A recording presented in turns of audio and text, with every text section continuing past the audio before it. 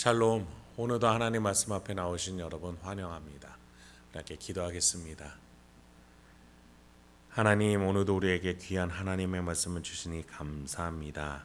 이 말씀이 우리 심령 가운데 살아 움직여 영혼의 골수를 쪼개어 생명과 희락과 화평으로 우리를 인도할 수 있도록 주여 말씀 가운데 역사하여 주시옵소서. 예수님의 이름으로 기도했습니다. 아멘. 오늘 함께 살펴볼 말씀 사사기 9장 7절에서 15절, 사사기 9장 7절에서 15절까지 함께 살펴보겠습니다. 오늘도 다시 은혜를 주시는 하나님을 찬양합니다.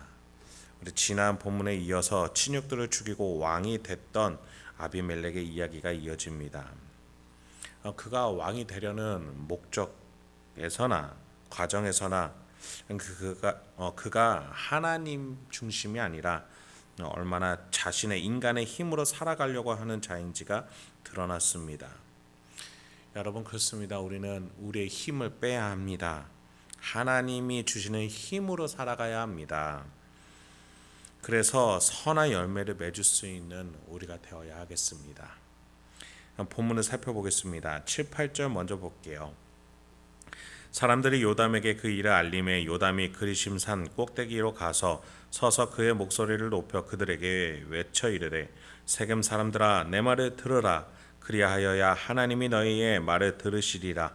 하루는 나무들이 나가서 기름을 부어 자신들 위에 왕으로 삼으려 하여 감람나무에게 이르되 너는 우리 위에 왕이 되라 하매.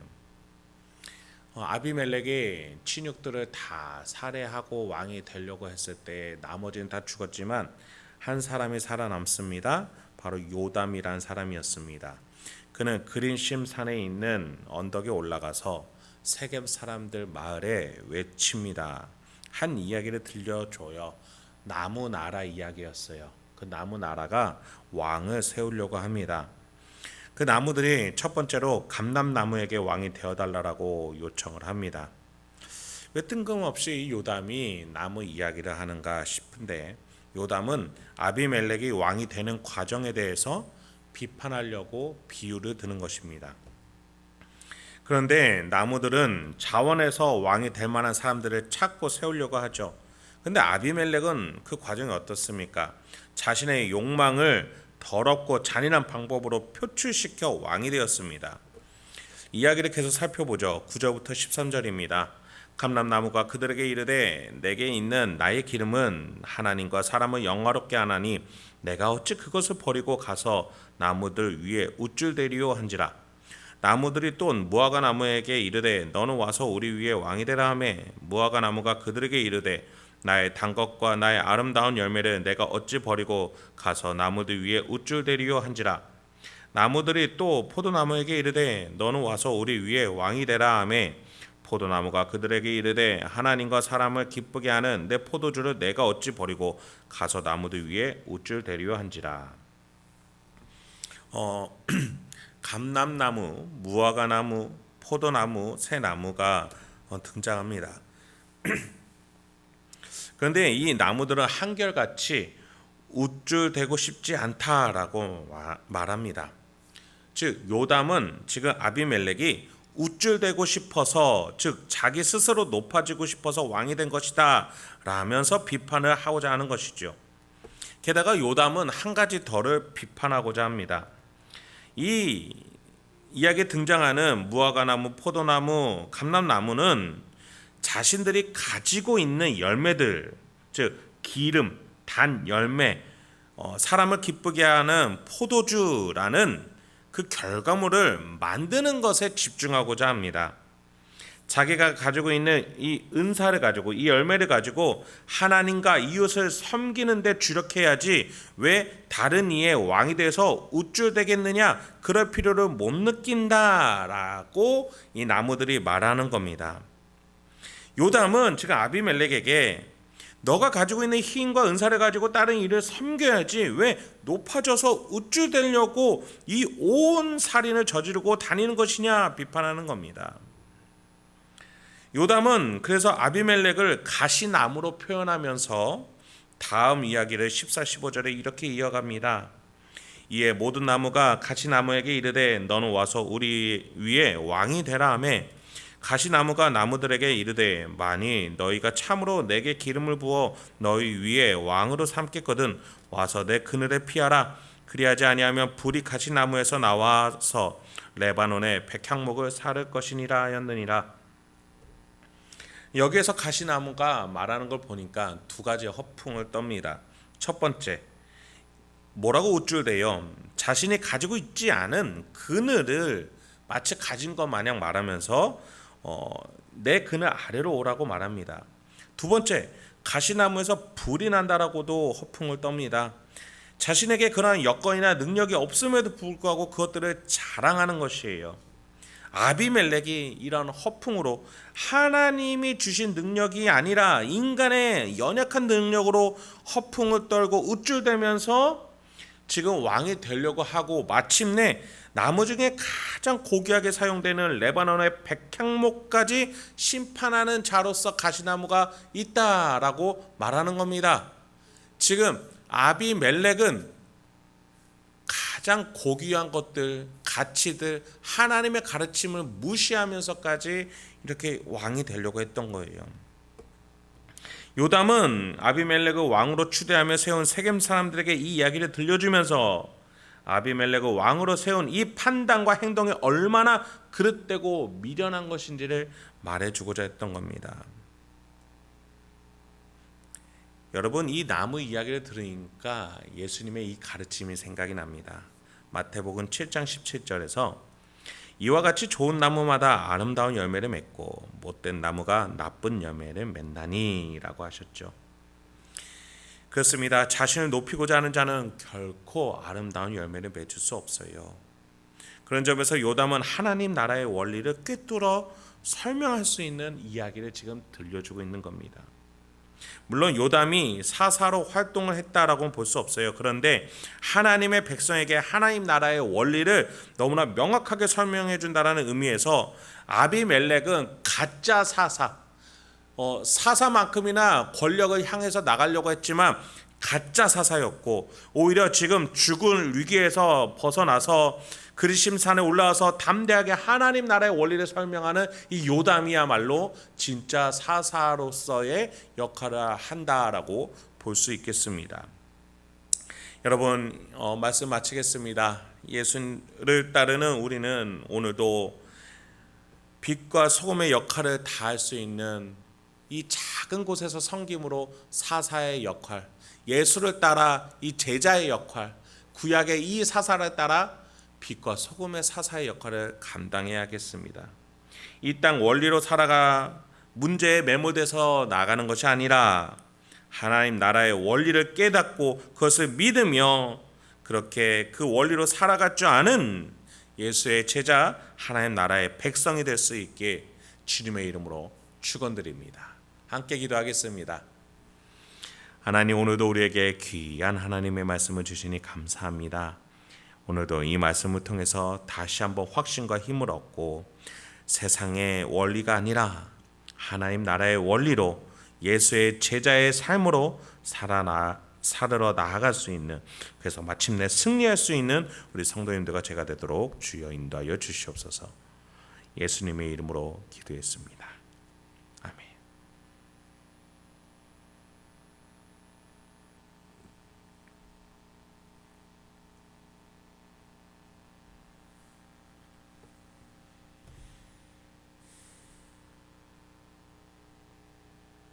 샬롬. 오늘도 하나님 말씀 앞에 나오신 여러분 환영합니다. 이렇게 기도하겠습니다. 하나님, 오늘도 우리에게 귀한 하나님의 말씀을 주시니 감사합니다. 이 말씀을 듣고 묵상할 때마다 우리의 심령에 기쁨과 희락과 소망으로, 확신으로, 믿음으로 가득 찰 수 있도록 주여 인도하여 주시옵소서. 오늘 들을 귀를 허락하여 주셔서 우리 성도님들에게나 저에게나 하나님이 주시는 힘으로 가득할 수 있도록 주여 인도하여 주시옵소서. 예수님의 이름으로 기도했습니다. 아멘. 오늘 함께 살펴볼 말씀은 사사기 9장 16절에서 21절, 사사기 9장 16절에서 21절 함께 살펴보겠습니다. 오늘도 다시 은혜를 주시는 하나님을 찬양합니다. 지난 시간에 요담이 나무 나라에서 왕 세우기 이야기를 들려줬죠. 오늘은 그 이야기의 결론에 해당되는 해석에 대해서 요담이 말하고자 합니다. 요담은 하나님 나라 원리에 대해서 말하면서 아비멜렉과 세겜 사람들이 세속의 원리, 사람의 힘으로 살아가고 있다라고 비판을 했어요. 16절부터 살펴보겠습니다. 이제 너희가 아비멜렉을 세워 왕으로 삼았으니 너희가 행한 것이 과연 진실하고 의로우냐? 이것이 여룻바알과 그의 집을 선대함이냐? 이것이 그의 손이 행한 대로 그에게 보답함이냐? 요담은 여기에서 진실과 의라는 단어를 등장을 시킵니다. 여러분, 현대 사회에서 이 단어만큼 진부한 것이 있을까요? 진실에 대해서는 뭐라고 생각합니까?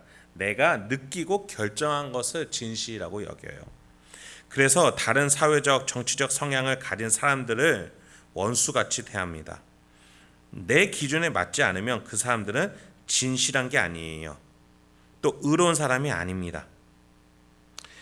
또 의로움에 대해서도 마찬가지예요. 보편적이고 좀 더 객관적인 인간에 가까운 법에 의한 의로움보다 뭐가 더 의로움입니까? 내가 설정해 놓은 기준이 의로움이라고 말하는 게 현대 사회예요. 그래서 현대 사회에서는 진실, 의 이러한 단어는 오히려 혼동을 우리에게 주는 것 같습니다. 그런데 여러분, 분명한 것은 이 세상에는 결코 바뀌지 않는 진실과 의로움은 있기 마련입니다. 여러분, 요 근래 우리 현대 사회 100년이 채 되지 않는 과학의 급격한 발달로 인해서 인간은 수만 년간 이어져 온 진실과 의로움을 바꾸고자 했습니다. 단적인 예로 남자와 여자가 바뀔 수 있다라고 말합니다. 탄생과 죽음을 인간의 힘으로 변경할 수 있다라고 말합니다. 과학의 힘으로 수만 년간 이어져 온 이 진실과 의로움을 100년밖에 안 되는 과학의 힘을 가지고 바꾸려고 한다는 거예요. 여러분, 인간이 어떻게 이럴 수 있을까요? 과학의 발전은 100년밖에 안 됐지만 본래 인간은 태초로부터 본래의 죄로 가득한 자였기 때문입니다. 아담 때로부터 불의하고 전적으로 타락한 자였기 때문이에요. 그렇습니다. 인간이 본래 악하니 과학을 만나 이게 악함이 극대화된 것이죠. 사실 과학은 하나님이 주신 이성을 통해서 고귀한 도구로 사용될 수 있는 선한 거예요. 그런데 극악무도한 인간이 진실과 의로움을 이렇게 바꿔나가는 것이죠. 여러분, 그러나 마지막 날에는 진실과 의로움이라는 이름을 가지고 예수 그리스도께서 이 땅에 오실 거예요. 그래서 무엇이 진짜 진실이고 무엇이 진짜 의로움인지 판결하시고 재판하실 겁니다.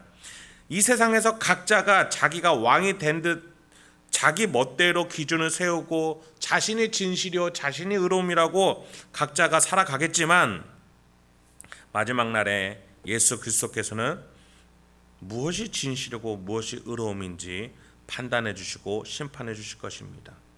그래서 오늘 우리는 나 자신이 진실과 의로움이 아니라 내 안에 계신, 내 안에서 깨닫게 해주시는 삼위일체 하나님이 진실과 의로움이심을 깨달으며 나의 욕망과 나의 주관과 경험과 생각을 잠시 내려놓고 하나님 앞에 묵상하고 뜻을 돌이키고 하나님 뜻에 나를 맞춰갈 수 있는 과정이 필요한 것입니다.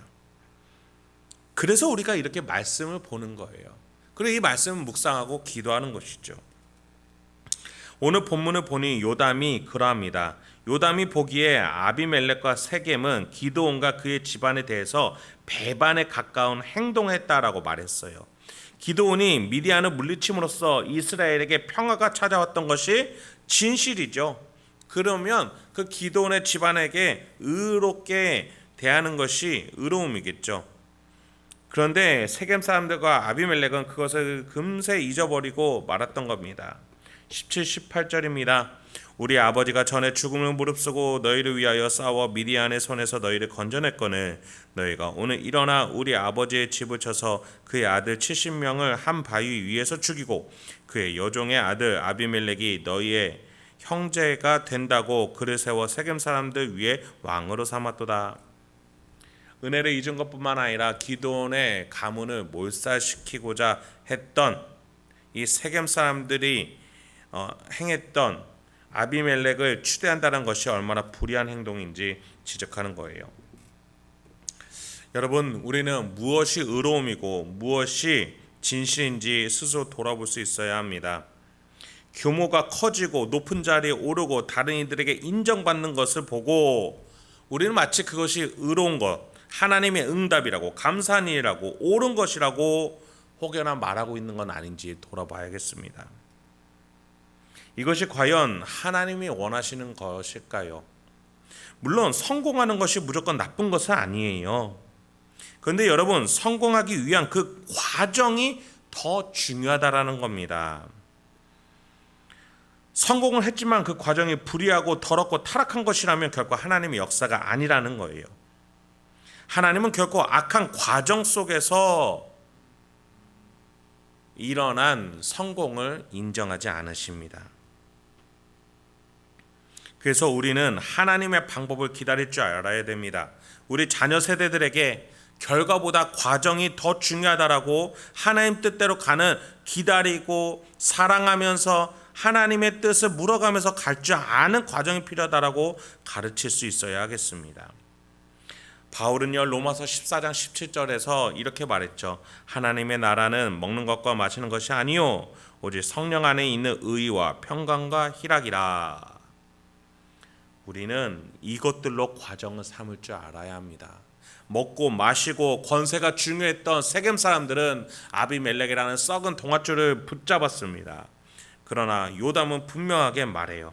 진실과 의로움, 하나님의 나라의 것을 붙잡아야 평강과 희락이 올 수 있다고 말이죠.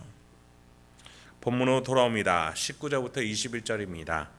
만일 너희가 오늘 여룻바알과 그의 집을 대접한 것이 진실하고 의로운 일이며 너희가 아비멜렉으로 말미암아 기뻐할 것이요 아비멜렉도 너희로 말미암아 기뻐하려니와 그렇지 아니하면 아비멜렉에서 불이 나와서 세겜 사람들과 밀로의 집을 살을 것이요 세겜 사람들과 밀로의 집에서도 불이 나와 아비멜렉을 살을 것이니라 하고 요담이 그의 형제 아비멜렉 앞에서 도망하여 피해서 브엘로 가서 거기에 거주하니라. 요담은 자신감 있게 예언을 하며 마칩니다. 세겜 사람들이 아비멜렉을 왕으로 세운 것이 의로운 일이라면 기쁜 일이 계속될 것이에요. 그러나 불의한 일이라면 서로 죽이고 불사르게 될 것이다. 너무나도 자신감 있게 예언을 합니다. 좋은 나무에게서 좋은 열매가, 나쁜 나무에게서 나쁜 열매가 맺어진다는 그 원리를 말하고 있는 거예요. 하나님의 기준에서 좋은 열매, 나쁜 열매는 좋은 나무와 나쁜 열매에서 각각 맺어진다라는 그 원리를 담대하게 선포하고 있는 것이죠. 그런 점에서 요담은 세겜과 아비멜렉의 행동이 불의하다라는 판단 아래 이런 결론을 맺어주는 것이죠. 너희들은 반드시 서로 싸우고 불사르고 결국엔 망할 것이라고 말이죠. 우리가 다음 본문에서 살펴보겠지만 결국에는 세겜과 아비멜렉은 서로 불신하고 싸우고 갈라지게 됩니다. 그런 점에서 요담은 하나님 나라의 원리를 잘 설명해주고 마무리 지었던 것이죠. 말씀을 마치겠습니다. 여러분, 우리는 무슨 씨앗을 뿌리고 있습니까? 어떠한 나무에서 어떠한 열매를 기대하고 계세요? 이 땅의 것, 이 땅에서 보여지는 썩은 동아줄의 열매를 바라고 계십니까? 그럼 그런 열매를 맺게 되실 거예요. 그러나 하나님 나라의 것, 하나님 나라의 의로움과 진실의 것을 울며 씨를 뿌리실 때에 그것이 힘들겠지만 이 나쁜 열매의 씨앗을 뿌리는 것보다 너무나도 힘드시겠지만 마침내 의의 열매를 맺으시게 될 것입니다. 그러한 열매가 여러분의 가정과 직장과 일상과 여러분의 심령 안에 가득하게 주님의 이름으로 축원드립니다. 함께 기도하겠습니다. 하나님, 오늘도 우리에게 귀한 하나님의 말씀을 주시니 감사합니다. 오늘도 이 말씀을 깨닫고 기억하면서 오늘도 하나님 뜻대로 살아가 마침내 승리로 나아갈 수 있는 우리 행복한 교회 성도님들과 제가 되도록 인도하여 주시옵소서. 예수님의 이름으로 기도했습니다.